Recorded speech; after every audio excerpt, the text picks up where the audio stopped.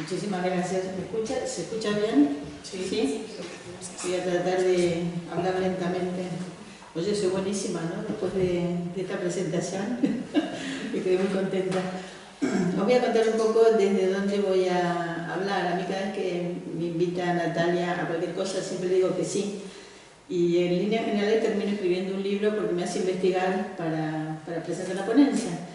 Pero como resultado también es que son trabajos un poco embrionarios y de una escritora. Yo no soy una teórica, no trabajo desde la teoría. Me inhibe bastante que esté Edurne Portela, que sabe muchísimo más que yo de todo esto. Sí, Edurne, las cosas como son. Y yo lo que voy a hacer es hacer una reflexión sobre desde dónde pienso la violencia, por qué la pienso desde ahí. Voy a leer una serie de citas de autores que a mí me han marcado mucho, que no son todos muy correctos, pero yo quise hacer una ponencia no correcta, porque me parece que a los inmigrantes se nos pide siempre la corrección, hacerlo bien, hablar de lo mismo. Entonces, bueno, mi idea es trabajar por otro camino y después voy a leer un cuento mío de dónde es? De la muerte juega a los dados. Y si nos da el tiempo lo podemos charlar un poquito. Esto será mi ponencia.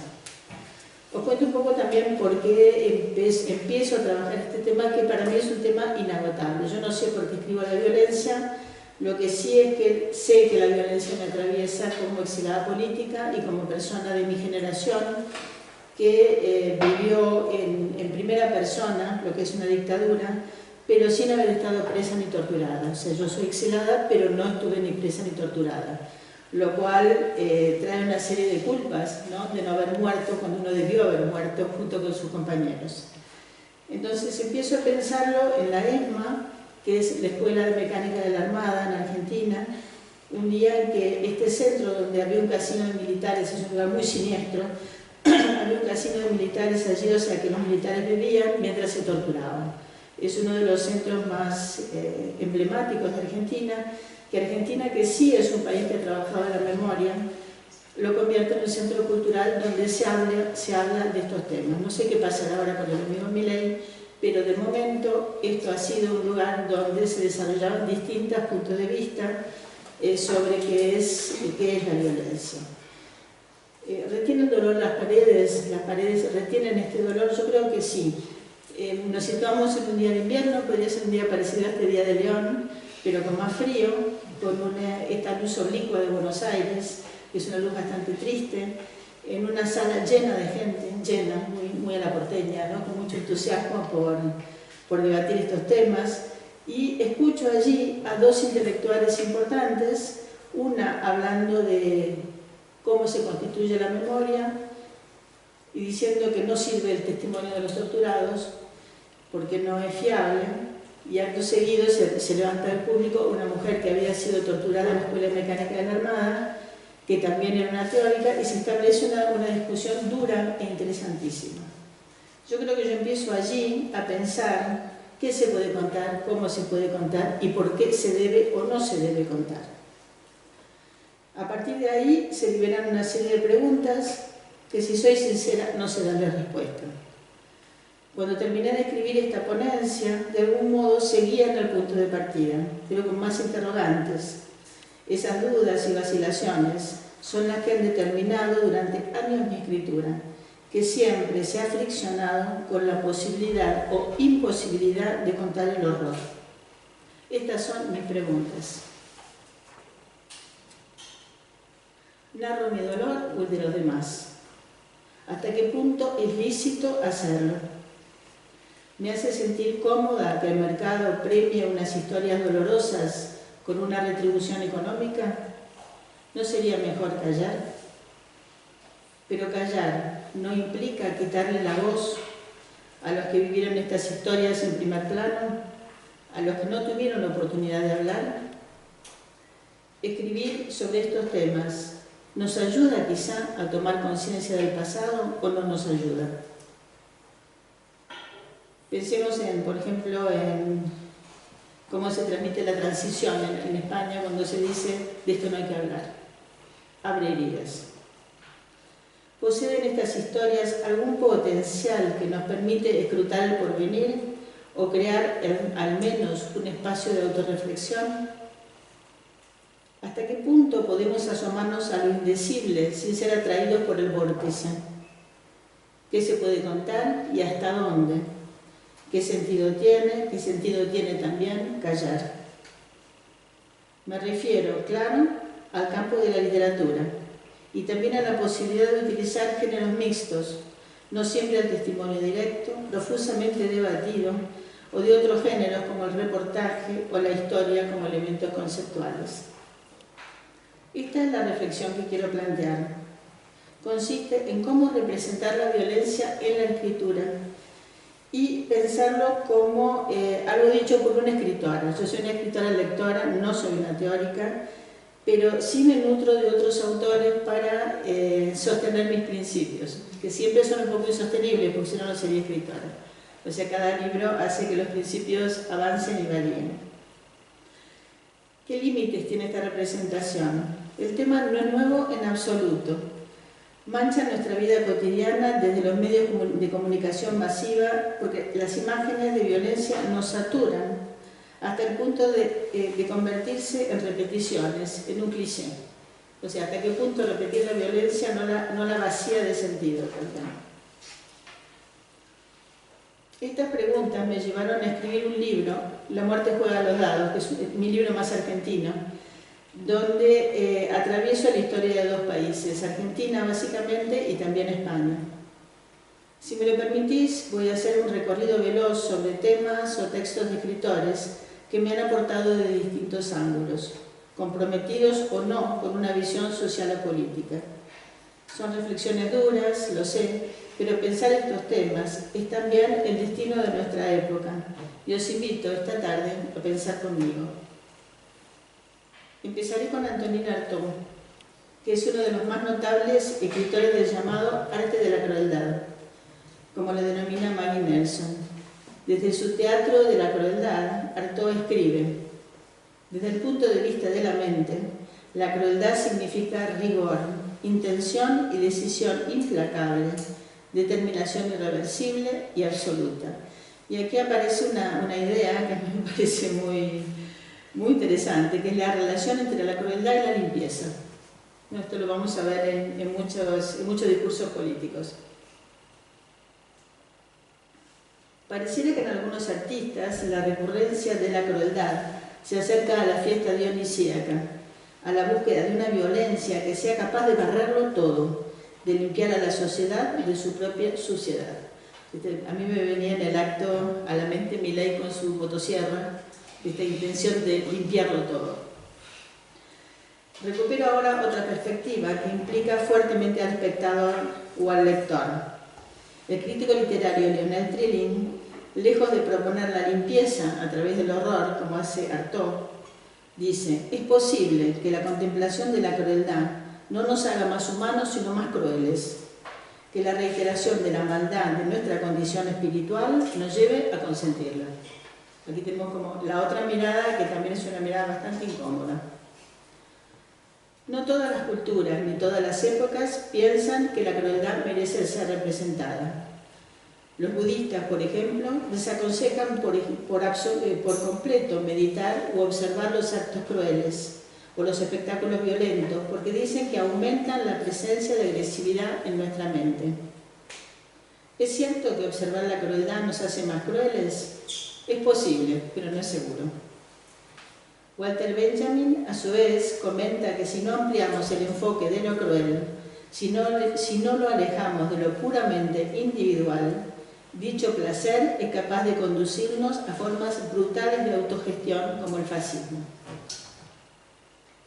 Coetzee y su pensamiento incómodo. A mí me gusta mucho leer a Coetzee porque siempre me deja desestabilizada. Nunca sé del todo qué pienso después de leerlo.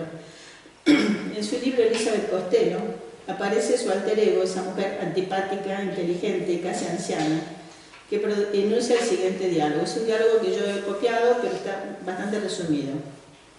Dice Elizabeth Costello: soy escritora. Mi profesión no es creer, sino escribir. Creer no es mi negocio. Yo hago imitaciones, como diría Aristóteles. Las creencias serían un obstáculo para mí. Cambio de creencias como cambio de ropa, según mis necesidades. Otro diálogo. Soy una secretaria de lo invisible. Esa es mi vocación, secretaria al dictado. No me corresponde juzgar lo que me es dado. Simplemente escribo las palabras y las pongo a prueba. Alguien le dice, sin creencias no somos humanos. Contesta Elizabeth, me refiero a mi yo ideal, que es capaz de mantener a raya sus opiniones y prejuicios mientras pasa a través de él las palabras que debe transmitir. Pregunta, ¿y no hablará de los niños, de lo que les sucede a los tasmanos? Contesta Elizabeth, no me han llegado sus voces. Si sus voces me convocan, estaré lista para representarlas. Pero les advierto una cosa, estoy abierta a todas las voces, no solamente a las de los asesinados y violados. Si quienes deciden convocarme son sus asesinos y sus violadores, para hablar a través de mí, también les prestaré atención, no los juzgaré. Le preguntan, ¿hablaría en nombre de los asesinos? Sí. ¿No cree que los culpables también sufren? En otro capítulo que se llama El problema del mal, Elizabeth Costello plantea hasta dónde se puede contar la tortura, que a mí me preocupa particularmente, hasta dónde podemos llegar con una narración en el campo de la ficción, estoy hablando de ficción siempre, narrando una tortura. Dice, la historia es la siguiente. Un grupo de militares alemanes que ha conspirado contra Hitler va a ser ejecutado. ¿Puede el escritor representar la vejación de esta escena? Es una escena, los van a ahorcar en un sótano y se pregunta, Elizabeth Costello, ¿se puede contar? ¿Se debe contar esto? ¿No sería como volver a vejar a las víctimas? ¿Es lícito bajar ese sótano? Obscenidad, esa es la palabra. Elige creer que obscenidad significa que hay cosas que deben quedar fuera de escena. Para salvar a nuestra humanidad de ciertas cosas queremos ver porque somos humanos, pero deben permanecer fuera de escena. De algunas escenas no se puede salir intacto. Soy yo que toco todo, ¿no?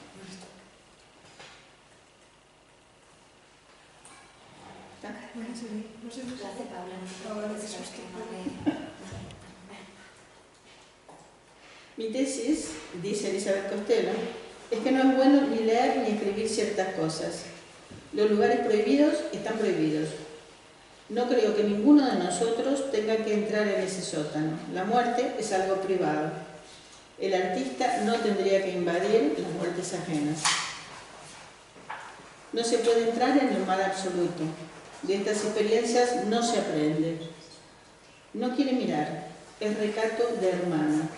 Dejarme mirar hacia otro lado. Como siempre, Coetzee desarticula ciertos reduccionismos inmovilizantes y surfea en las aguas incómodas, ambivalentes y turbulentas de las paradojas. Imposible seguir desarrollando este tema sin mencionar a Sade, el divino marqués. E imposible también no pensar que en su discurso obscenidad, crueldad y política se trenzan. Su ataque virulento a las instituciones, su ateísmo radical y ataque a las instituciones familiares, su brutal perspectiva de clase, su incitación a la rebelión desde la Bastilla, muestran y denuncian a la vez que se acerca al mismo Antonin Artaud. Pero Sade, creo, va mucho más allá.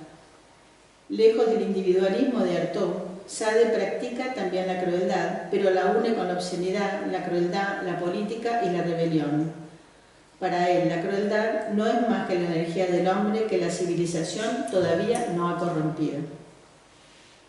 Algunos temas se inauguran con Sade, con ese salvaje impulso que sigue sorprendiendo. Habla quizá por primera vez del sadismo femenino en Filosofía del tocador.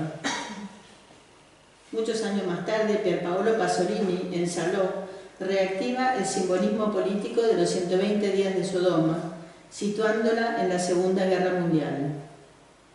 Al final de la película, cuando los cuidadores del castillo suben la música para no escuchar los gritos provenientes de las torturas, se exhibe de qué manera el arte y la representación de la crueldad pueden imbricarse. Mientras como fondo se escuchan quejas agónicas los dos cuidadores de la torre se preparan para bailar un vals. Es, en definitiva, una alegoría de los campos de exterminio y una crítica contra el fascismo y los nazis que resulta brutal. Sigamos nuestro paseo tembloroso por el mundo antiguo. Aristóteles y la tragedia griega en general propusieron una distancia saludable entre el hecho cruel y los impulsos que desencadena, y determinaron que la violencia excesiva, el derramamiento de sangre, nunca se represente en escena sino entre bambalinas. Es decir, Edipo no se arranca los ojos en público, ni tampoco en público se ahorca Yocasta. Así, la violencia extrema se convierte en imaginaria y se instala en la imaginación del lector, del espectador, quien, por un proceso de identificación, se ve arrastrado hacia catarsis o limpieza de alma, que nos enseña que el mundo liberado de los impulsos y al destino se convierte en un caos y que ciertas necedades pueden poner en peligro la frágil democracia de los griegos que luchaban por establecer. Es muy interesante nuestra visión de que lo excesivo se debe esconder porque si no, no nos enseña nada. Y aquí también vemos una idea que no había aparecido, que es la relación entre la explicación de la violencia y la didáctica, ¿no? que en otros autores no está.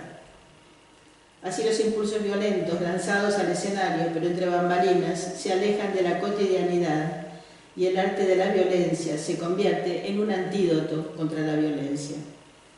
Aquí se abre otra pregunta para mí, que es ¿de qué sirve mirar? ¿Ofrece algún consuelo mirar ciertas atrocidades? ¿O esta exhibición es gratuita y está fuera de la esfera del arte? La realidad, ya lo sabemos, puede ser una ventana hacia lo monstruoso.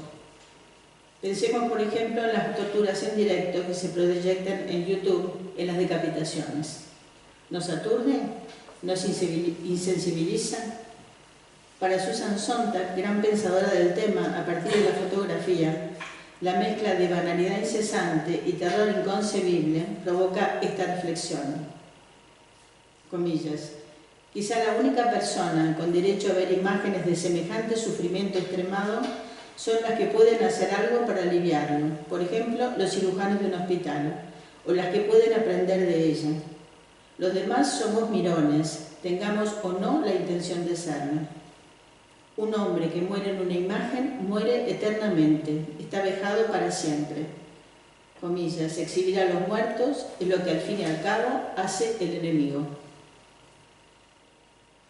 Volviendo al terreno del arte, en este caso a la performer Marina Abramovic, quien en su representación permanece durante 6 horas con 72 objetos dispuestos en una mesa para que el público los utilice como quiera sobre su cuerpo. Hay una pistola, un bisturí, una flor, un cuchillo, una rosa, bueno, muchas cosas más.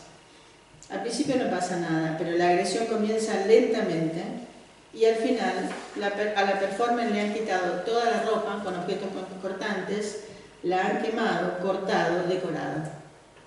Un hombre sostiene la pistola cargada en la sien del artista y le proponen disparar, hasta que algunos miembros del público lo frenan. Evidentemente, la performance de Abramovic señala la velocidad con la que los seres humanos tendemos a adherir a la violencia y a dañarnos. Más tarde dirá el artista, comillas, en ese momento pensé que el arte debe ser perturbador más que bello, pero a mi edad he comenzado a pensar que la belleza no está tan mal. Mi vida está llena de contradicciones. Como nos sucede con Sade y también con Saló, la película de Pasolini, es de reconocer que al menos a mí, a partir de ciertos niveles de representación de la violencia, me resulta casi intolerable asomarme a ella. La pregunta es obvia. ¿Por qué no se soportan unas escenas y otras igualmente crueles nos dejan indiferentes? Eso es algo muy difícil de explicar. Posiblemente tiene que ver con ciertas resonancias personales o históricas, pero también me gustaría señalar un recurso literario que a la vez convierte en intolerables ciertas visiones o lecturas. Se trata de una enumeración deshumanizada.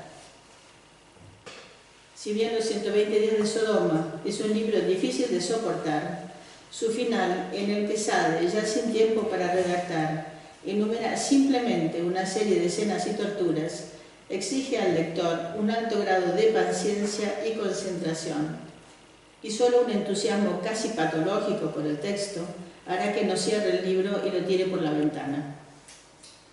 Lo mismo sucede con otra enumeración célebre de imágenes, la que recorre la cámara cuando se abre el campo de exterminio de Auschwitz, que, vacío, fantasmagórico, es recorrido por una lente fría que toma el espanto de lo que se está viendo. Me refiero a Noche y Niebla de Alain Resnais, la película documental sobre el Holocausto de apenas 30 minutos de duración. Dice Film Affinity que al 82% de los espectadores le ha gustado, aunque me gustaría saber qué quiere decir exactamente gustado. La vi en el Museo Reina Sofía de Madrid, donde en una sala vacía se proyectaba en un pequeño monitor. La sala estaba cuidada por un muchacho. Recuerdo que con mucha fuerza de voluntad me obligué a soportarla hasta el final. Antes de salir, el chico y yo nos miramos. Sin poder evitarlo, le dije, qué duro, ¿no? Y él me contestó, estar aquí es insoportable. La pregunta que nos tenemos que hacer ahora es evidente. ¿Hay un límite con respecto a lo que podemos ver? ¿Hay una raya de tiza en el suelo que no debemos pisar?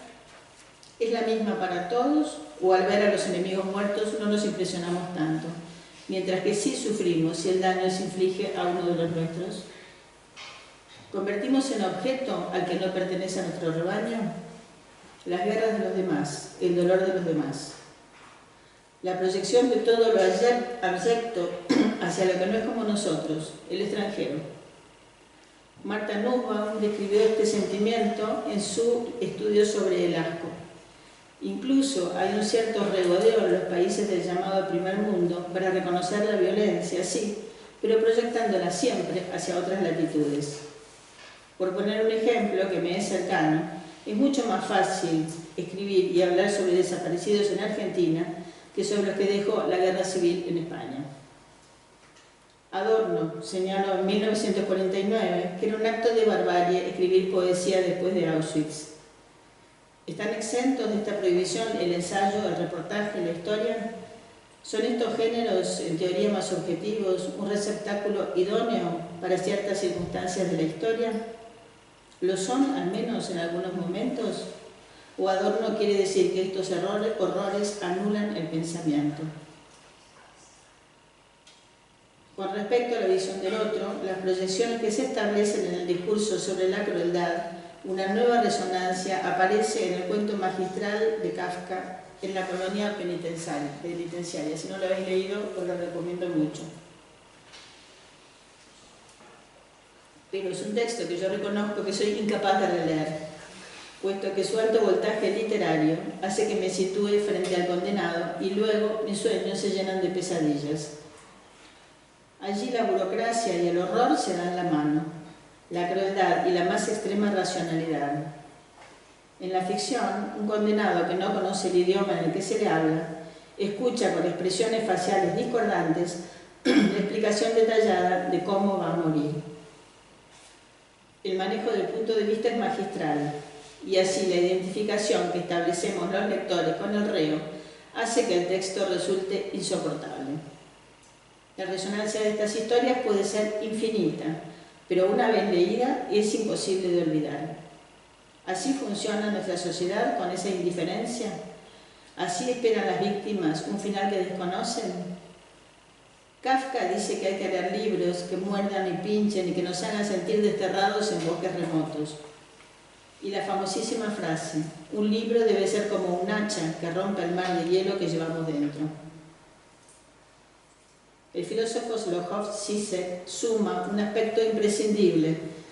Hay que analizar la violencia subjetiva desde la violencia estructural u objetiva. Si no se hace así, siempre será monstruoso, inexplicable y excesivo. Separar la crueldad de su tejido social sería un ejercicio de cinismo. Hace falta desentrañar las razones por las cuales esta violencia ha sucedido. ¿Quién se beneficia? ¿Quién sufre? No se trata de representar un cotillón de horrores. El contexto recupera la sensación de que algo puede cambiar. y si no, la historia se convierte en un adoctrinamiento tóxico. En este sentido llega el eco de la famosa frase elaborada por la teoría feminista: lo personal es político.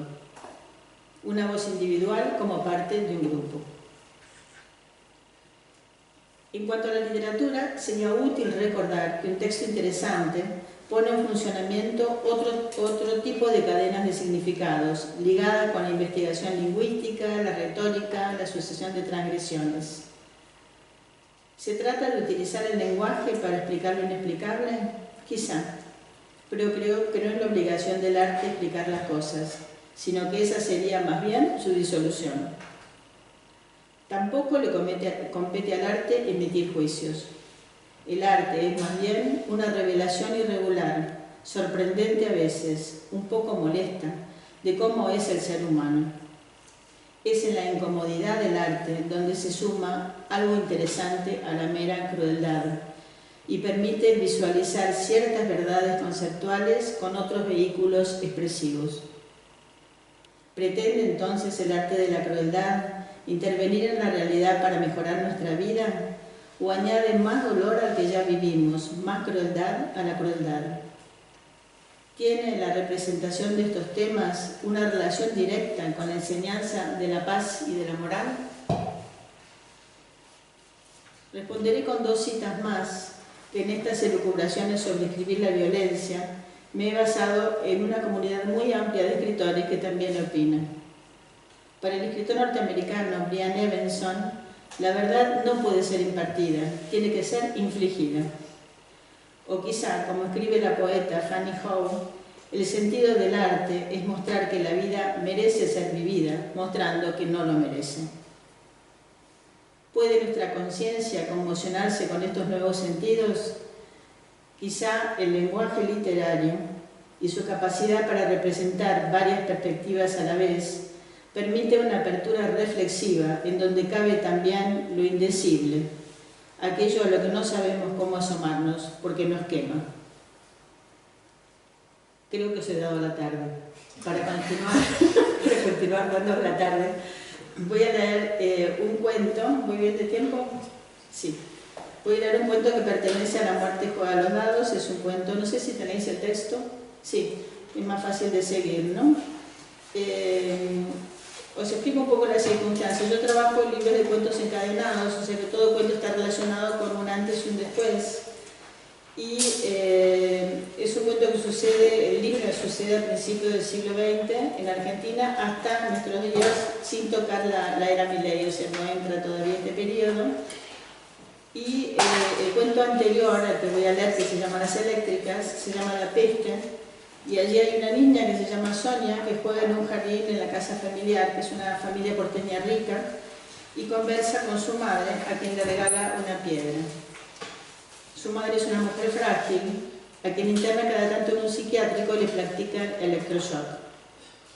Tiene también una institutriz que se llama Madame Tanis, y el cuento termina con una tormenta donde Sonia le da la mano a sus dos hermanas y en una escena gozosa y liberadora piensa, esto es cita del cuento anterior: cuando sea mayor voy a ser escritora para poder contar todo esto, pero primero tengo que vivir. Y sintió que en ese mundo que se desbordaba nada ni nadie podría con ella. Ahí termina La Peste y acto seguido viene otro cuento, que es el que voy a leer, y que sucede en dos planos. Un plano donde Sonia y otro plano donde recuerda el día de la tormenta. Bueno, espero hacerlo bien. ¿Qué tal habla? Las Eléctricas. Tiene un epígrafe que dice: haga de cuenta que su hija está de vacaciones.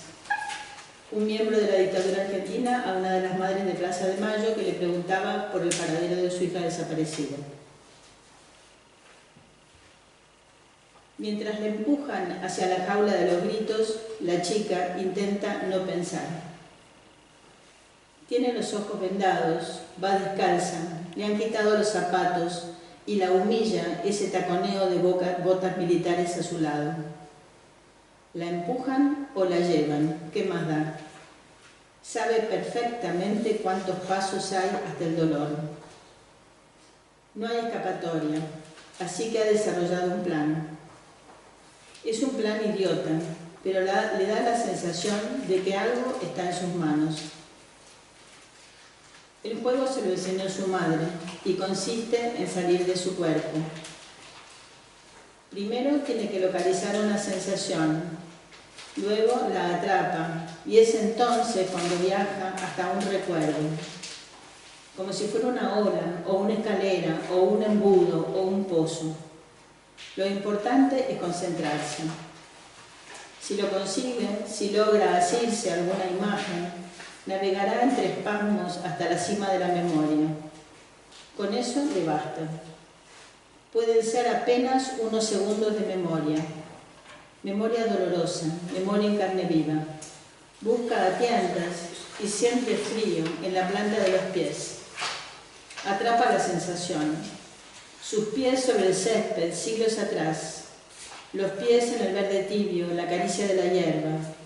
Una luz taladra el trapo que la ciega. Está pasando frente a la ventana. Odia ese resplandor. El corazón vuelve a desbocarse. No es una ventana, piensa, no es esa ventana que está tan cerca de la jaula de los gritos, donde será torturada, sino el sol del verano aquel. Mientras la desnudan, siente el calor en la espalda. Ha estado jugando en la barranca que da al río y recogió unas piedras. Pero las piedras son descorazonadoras, brillan si están mojadas, son tristes y se secan. Las piedras, tiene que pensar en las piedras. Es pequeña, a lo lejos se oyen las risas de sus hermanas. Manos que la levantan en vilo. ¿Quieres hacer pis? ¡Qué vergüenza! Otra vez está meando encima. ¿Quieres hacer pis? Repite la voz de Madame Tanís. Va vestida de oscuro y lleva un sombrero de paja estremecido por las agujas del sol. El sol le está quemando con tal fuerza que siente las agujas en el pecho. Agujas. La institutriz la toma en brazos y la consuela. Por una vez en la vida es cariñosa. Vamos, dice, vamos con mamá. La chica, atada al camastro del metal, lucha por asirse al recuerdo y tiende los bracitos hacia su madre. Hay una galería con baldosas en damero, una tumbona, un toldo naranja. Su madre está junto al jazmín, sentada en los escalones que dan al parque, y parece que está masticando flores. Huele a humedad, a sucio, a dolor, a verano y a piscina. Déjela, Madame Tanís, yo me encargo, dice la madre. La chica obedece y mira el vestido liviano, las perlas de las orejas. Se oye un grito. Debe de haber salido de su propia garganta, porque la madre no cambia de expresión. Como si se hubiera ahogado en la fuente de los nenúfares, su madre nunca cambia la expresión. Hay que tratarla como si pudiera romperse. Se acerca a las piernas delgadas, pone su manito sobre la rodilla brillante como una luna fría. Entonces la madre levanta los ojos y hace una media sonrisa, la acaricia, la sienta sobre sus faldas, busca los dedos de su hijita y encuentra las piedras. ¿Son para mí, Sonieta? Toma la mano de la pequeña y con ella se acaricia las mejillas, el laberinto de las orejas, la suavidad de las perlas, sube hasta las sienes donde la chica toca algo pegajoso. La madre acerca los labios pintados de rojo al oído de su hija y susurra. ¿Te he hablado alguna vez de la jaula de los gritos?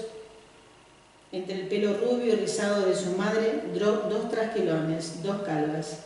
Aquí me pegan los electrodos, dice, ahí y ahí. Suena un ruido seco de llaves eléctricas. La luz parpadea. Gritan. Bueno, esto es el final de mi exposición. Si queréis, podemos charlar sobre el cuento y explicaros de toda esta ponencia sanguinolenta, qué elementos yo pienso que he trabajado y cuál ha sido mi respuesta a estas consideraciones sobre la representación de la violencia en la literatura.